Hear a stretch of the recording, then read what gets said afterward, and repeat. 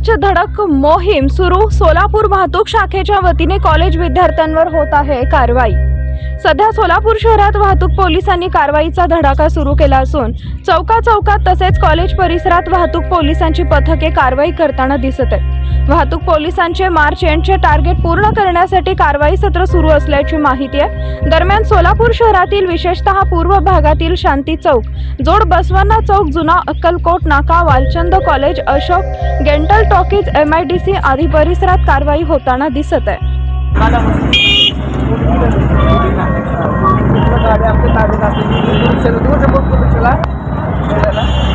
sir गाडी पैसे भरतो म्हणालो की सर पाठवतो आहेत पैसे पाठवतो घरी